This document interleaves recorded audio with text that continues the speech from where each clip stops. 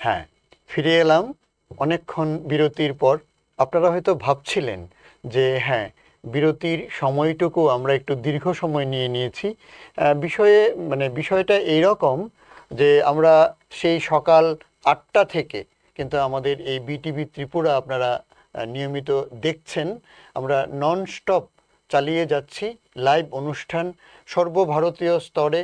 বিভিন্ন রাজ্য থেকে আমরা দীর্ঘক্ষণ ওয়েস্ট বেঙ্গলের সঙ্গে, দীর্ঘক্ষণ একদম সরাসরি দিল্লি থেকে, পাশাপাশি আসাম থেকে, মিজোরাম থেকে আমরা আপনাদেরকে কিন্তু অনেক তথ্য জানিয়েছি, তথ্য শুনিয়েছি।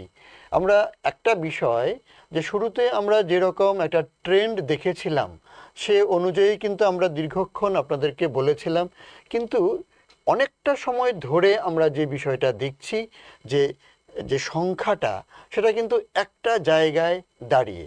আর প্রত্যেকে, শুধু আমরা কেন, আপনারাও প্রত্যেকে আমরা অপেক্ষমান রয়েছি ইলেকশন কমিশন অফ ইন্ডিয়া অর্থাৎ ইসিআই ঠিক কোন মুহূর্তে পুরোপুরিভাবে চূড়ান্ত ফলাফল ঘোষণা করবে তার দিকে।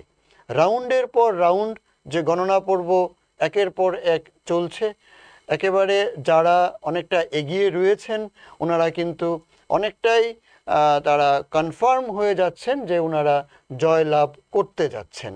তো যাই হোক, আমরা সর্বোপরি যে বিষয়টা নিয়ে আমরা কথা বলছিলাম, যে সংখ্যাটা একটা জায়গায় এসে এতটাই স্ট্যান্ড স্টিল তথা ন যৌজু ন তস্থুর মতো, অর্থাৎ এনডিএতে আমরা দেখতে পাচ্ছি 294টি আসনে ওনারা এগিয়ে রয়েছেন, যার মধ্যে আমরা কিন্তু ইতোমধ্যে 3টি আসন সম্পর্কে জেনে নিয়েছি যে 3টি আসন পুরোপুরিভাবে জয় লাভ ঘোষণা করে ফেলেছে, এবং এটা অলরেডি ইসিআইয়ের তথা ইলেকশন কমিশন অফ ইন্ডিয়ার কিন্তু ঘোষণা হয়ে গেছে। আর একইভাবে যে ইন্ডিয়া জোট রয়েছে, সে ইন্ডিয়া জোটেও কিন্তু একই রকমভাবে 2টি আসনের জয় লাভের কথা যথারীতি ঘোষণা হয়ে গেছে। আর টোটাল প্রসপেক্টে যে ইন্ডিয়া জোটের ক্ষেত্রে 233টি আসনে ওনারা এগিয়ে আছেন এবং জয়ী বলে ঘোষিত হয়েছে।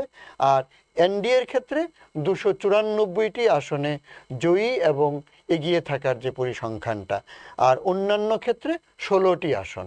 যদি আমরা একটু ভেঙে বলি যে সর্বভারতীয় স্তরে যে বিজেপির যে সংখ্যা 2019-এ যে নির্বাচন হয়েছিল তার থেকে কিন্তু একটা সংখ্যা দেওয়া রয়েছে এইভাবে -61, অর্থাৎ 61টি আসনে বিজেপি পিছিয়ে রয়েছে বলা যেতে পারে পুরনো অর্থাৎ পূর্বতন যে রেজাল্ট তার থেকে।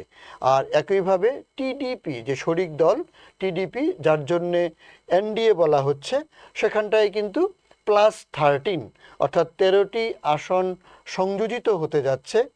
আর জেডিইউর কথা যদি বলি সেক্ষেত্রে কিন্তু একই রকম 13টি আসন এগিয়ে রয়েছে, আর এসএসের ক্ষেত্রে 6টি আসনে এগিয়ে রয়েছে। আর ইন্ডিয়া জোটের ক্ষেত্রে কিন্তু একাধিক দিকে আমরা প্লাস যে সিম্বল দেখতে পাচ্ছি, যেমন আইএনসির কথা বলি, ইন্ডিয়ান ন্যাশনাল কংগ্রেস, সেখানটায় কিন্তু +47 লেখা রয়েছে। তার অর্থটা হচ্ছে এই 47টি সংযোজিত হয়ে সর্বমোট 99টি আসনে আইএনসি এগিয়ে রয়েছে। সেক্ষেত্রে এসপি এগিয়ে রয়েছে, সমাজবাদী পার্টি, 35টি আসনে। টিএমসি এ পর্যন্ত এই সময়টুকু পর্যন্ত 29টি আসনে কিন্তু এগিয়ে রয়েছে। তো ওই হিসাবে যদি আমরা ওয়েস্ট বেঙ্গলের কথা বলি, পশ্চিমবঙ্গের কথা বলি, সেখানটায় কিন্তু বিজেপির একটু প্লাস সিগন্যাল রয়েছে। সেখানটায় আপাতত এরকম চিত্র আমরা দেখতে পাচ্ছি। তো আমরা এই সর্বভারতীয় যে চিত্রটা আপনারাও দেখছেন হয়তো, আমরাও আপনাদেরকে জানানোর চেষ্টা করছি।